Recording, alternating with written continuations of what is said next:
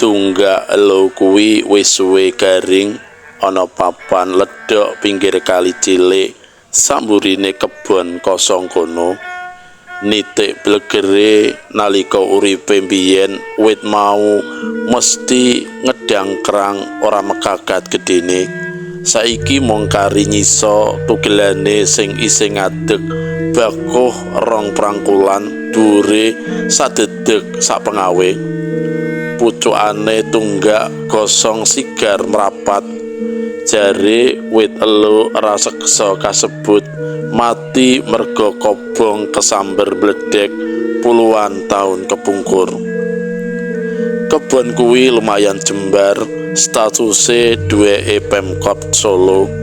Dumunung ana wewengkon Kecamatan Mojosongo pinggiran, lemahe pepuntukan mendak mendukul ora rata, aja cedhak kampus Universitas 11 Maret utawa UNS lan Institut Seni Indonesia isi Surakarta. Tlatah Cengkar mau mokal bisa ngrembaka dadi pedunungan padhet kaya saiki. Penguripan wargane uga katut mundhak. Akeh penduduk kang nyewakake omahe kanggo kos-kosan mahasiswa, buka warung, usaha rental komputer, warnet lan liya-liyane. Lan daerah kono bakale mundhak padhet ketambahan warga anyar maneh awit palemahan mluwa sing sekawit kowar kasebut dening Pemkot banjur dikapling-kapling minangka lahan relokasi hunian liar liya kampung saurute Setren Kali Bengawan Solo sing saben mangsa rendeng ajeg kerem kebanjiran. Kalebu kebon kosong mau kang mbiyene jembrung rungkut kebasuket lan glagah alang-alang saiki wis ketok resik. Kepara sawetara calon pedunung sing entuk jatah lahan kono wiwit adeg pondasi.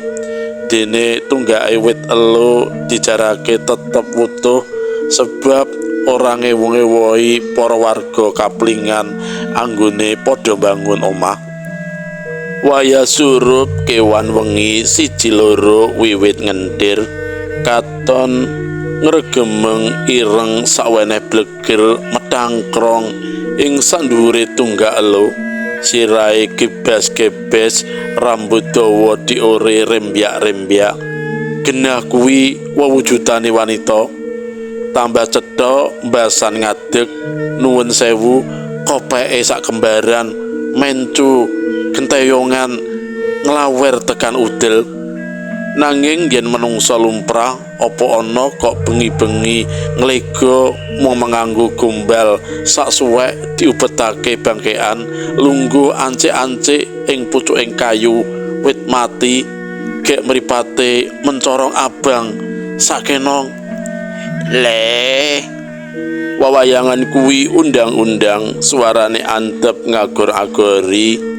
Banjur embuh saka ngendi asale ngegle regemenging bocah cilik endas gedhe, tangane dawa srikutan ngelap luwih.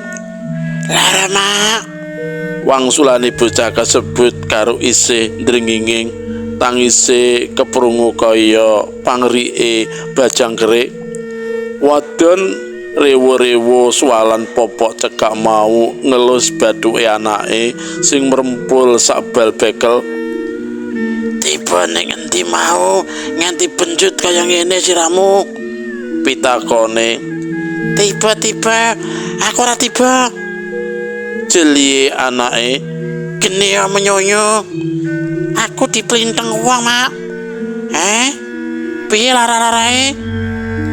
Sore mau omahe dhewe kene dikrutuki krikil, tak ingu jebul ana bocah-bocah lagi dolanan plinteng. Ora mbok elekake. Ya kuwi lagi wae manyuk-manyuk buka lawang, ndasku wis kedisian kena plinteng. Lara mak. Bocah mau bali mewek. Menos ora tata. Manggon anyaran tanpa kula nuwun. Isih wani celuthangan munasiko anake wong liya.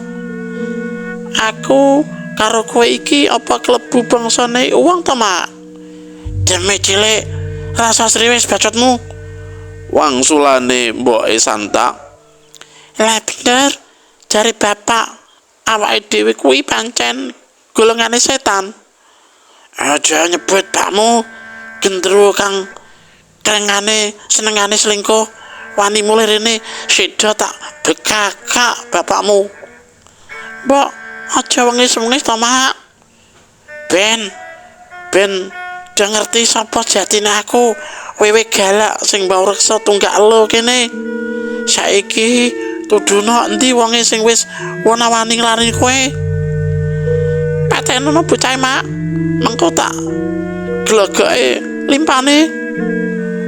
Munglet pirang pecak saka kono sawetara pedunung anyar ing papan kaplingan uga lagi kumiyak jagongan ana latar ngadep teplok. Najan omah sing dibangun racak nembe separuh dadi nanging wis lumayan brukut kena dianggo ngiyup. Suasanane isih linduk awit durung kesambung jaringan listrik. Kanggo colok madangi omah warga kaplingan kepeksa migunakake drupak utawa sentir lenga patra. Sauntara iku bocah-bocah cilik melu nglekar gegojekan nggerar kloso. Kowe mambu apa, Mo? Pitakone Mandung. Irunge ngambus-ambus mrana mrene goleki sumbere gondok ra enak. Sarmo dengenge melu-melu nyerot ucape, "Ora mampu popo iki?" Kowe? Madung genti ngulati Parji, Kamit lan Suteng kang lungguh lincak ing sisihe sing disawang cungar-cungir banjur gedeg-gedeg. Mosok irung lima sing bolong kok mung nggonku dhewe? Aloke Mandung. Jane kowe kuwi mambu apa to? Kadek mbanyai celuluke Kamit. Telek, aja-aja tanganmu sing mambu. Kowe gajeke rak bubar wae nyewoki anakmu, Ndung.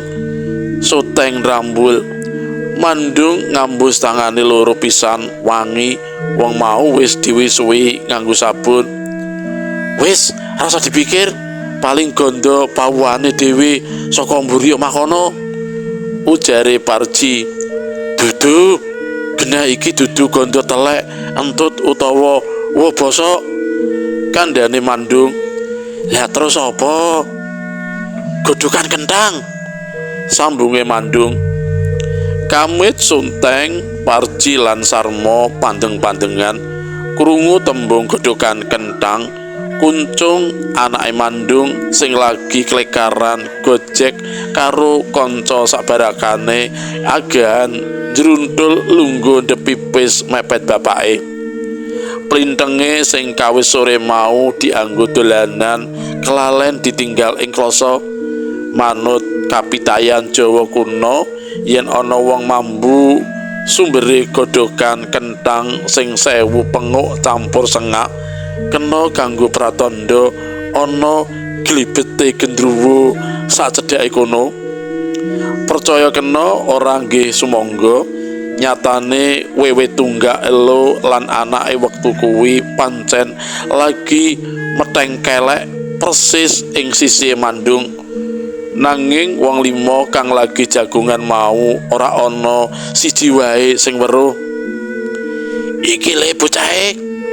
Pitakone wewe, anake mantuk celatune. Gamplengan, Mak. Sisan karo bapake sing seneng gambleh madani kuwi. Karepmu awake dhewe genah diwadani mambu kaya gedhogan kentang ngono te. Lah rak gure to. Anake anyel batine miso dene biyunge wewe gerangan katik blokone nemen. Ucapane songol. Gure piye? Tumrape wong gondo-gondokan kentang kuwi ora enak, penguk. Si wewe ngangkat lengen ngambu keleke. Kamangka keringetku sedhep ki le.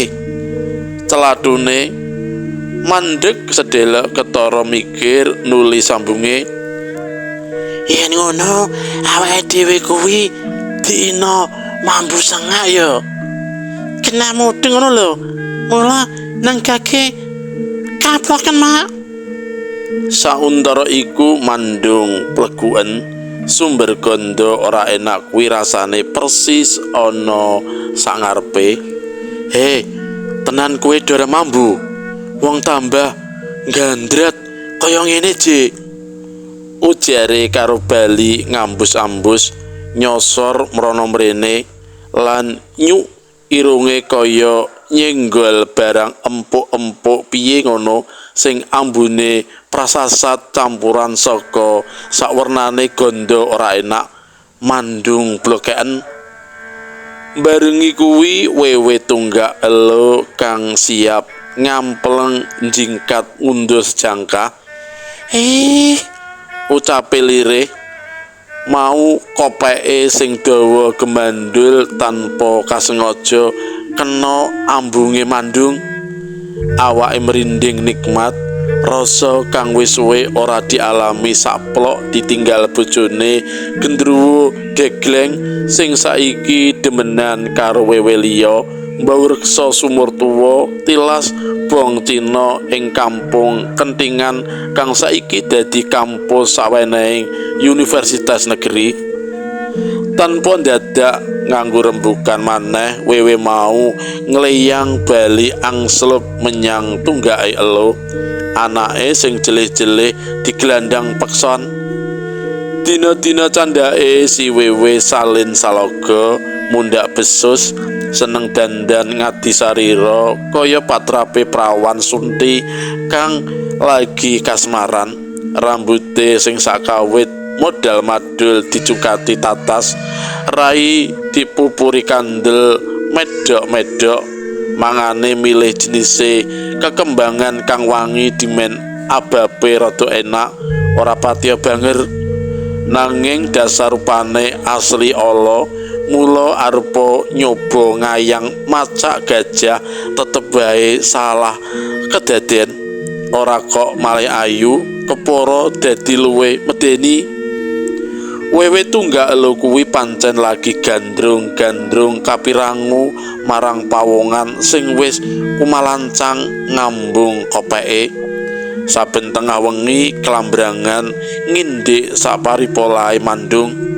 TKT gembleng pengin ngerabi dudo anak siji kasebut. Warga pindahan saka kampung Sewu kang ditinggal mati bojone kebandang banjir Bengawan Solo 3 tahun kepungkur. Ora winates menungso demita pisan yen kadung wuyung sajake uga bisa lali Purwoduksina.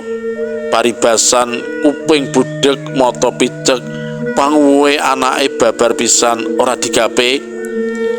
Jare arep males hukum endi nyatane, Mak? Krungu panyendune anake si wewe bekos. Lamunane golek dalan prayoga kanggo nyedhaki Mandung tanpa nuwake sujana ambyar. Ya mengko-mengko dhisik to, Le. Sing sabar. Ujare tanpa greget. Ora ana jamak lumrahe demit ka sare. Witikna durung kober kok. Mak, kowe demen karo pawongan sing kudune mbok sendal mayang nyawane kae to? Krungu pitakonan tok leh mengkono si wewe tunggak elo njegreg kewan awe wangsulan. Batine campuh rasa senenge marang Mandung. Apa ya kena diarani tresna, apa merga mung kadereng nafsu. Embuh ra idep minangka bangsane lembut, dheweke ngrumangsani tinakdir urip tanpa ati lan jejantung. Dadi ora sak pantese yen pikirane diboti perkara-perkara lungit sing tangeh lamun bisa diwangsuli.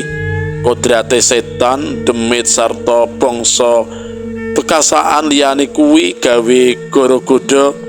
Syukur Mandung gelem nglanggati karepe, dene yen nganti nolak kelakon katadah kalamangsa. Mak, aku ora arep memalangi niatmu, ning aku njaluk syarat anake Mandung tetep dadi jatahku arep tak but karben mati lon-lonan. Wewe tunggak elo mantuk tondo sarujuk. Praupane malih bingar ora mung mergo anake ngolehi. Luwih saka kuwi dheweke uga wis nemu akal kanggo mblidhuk alus Mandung kanthi cara salin rupa memba menungsa lumrah. Watara seminggu iki Mandung paribasan nibotangi anggone luru rejeki. Selametan 1000 dina geblake bojone kari sesasi. Ewondene duit durung kecekel tangan. Usahane jane ya wis ora kurang-kurang. Direwangi sedina keceput ider genjot becak, oleh-olehane tetep bae ora mingsra. Kegawa ati sumpek, sore ngarepake mulih Mandung biasane tanpa sadar ngenggokake becake menyang kuburan Pucang Sawit merokake tilik kuburane bojone. Aneh, saben dheweke teka kirim donga marang jenate mesti bebarengan karo sawijining wanita kang uga lagi nyekar. Kubur sing disadran wanita mau mung let rong surup saka makame bojone Mandung. Saking kerepe kepethuk kekarone banjur tetempungan tanpa basan binasan maneh ing sore madhok magrib iku. Aku rondo anak siji, Kang. Bojoku wis suwe mati. Kubure ya sing tak sekar kuwi. Kandhani wanita mau sing ngaku aran Nyai Wekelo. Mandung meneng gagas ana jeneng kok ora lumprah ngono. Nanging uwal saka kuwi wong-wongane demenake rupa ora pati ayu. Ewadene kekurangan iki rinasa ketutup dening pawakane kang teji lan sing paling nocoki selerane Mandung, dadane gedhe seger wutuh ukuran melon. Bodi ngono kuwi istilah saiki nglawi. Ing sore manjing magrib kuwi Mandung mung bisa nyawang kami tenggengen marang wanita ana ing ngarepe kuwi. Sawise omong-omongan kang rada suwe, terus kahanan wis mlebu ing wayah wengi. Mandung ora krasa yen kahanan wektu kuwi wis mlebu ing alam pangimpen. Terus wong sing katon ngadeg ngejejer ana ing ngarepe kanthi praupan kang ngedap-ngedapi kanggone Mandung kuwi terus ngajak mampir ana ing omahe. Ora gantelan suwe Mandung terus dicekel tangane, digeret diajak mampir ana ing omahe kono. Ora suwe Mandung denger-denger kaget nyawang kaendahan omah kang katon endah peni kuwi. Ing wengi kuwi Mandung kaya kena gendam saka wanita sing nembe wae dikenal kuwi. Nalika diajak nyari ana ing omahe Mandung nurut wae. Terus ora gantalan suwe Mandung digeret diajak mlebu ing omah kang edipeni kuwi, terus mlebu ana ing kamar kang endah banget. Ora suwe ing wengi kuwi wong loro terus andon asmara salulut nganti bola-bali ing wengi kang endah kuwi. Ngerti-ngerti Mandung tangi nalika srengenge wis krasa anget kang nyunari lan kena ing badane kuwi. Dheweke kaget banjur tolah-toleh, terus jebule dheweke sadar yen esuk kuwi dheweke lagi turu ing tengah kuburan. Jebule sewengi natas dheweke nglanggati krodane yaiku wewe kang mbau reksa iku. Cotol.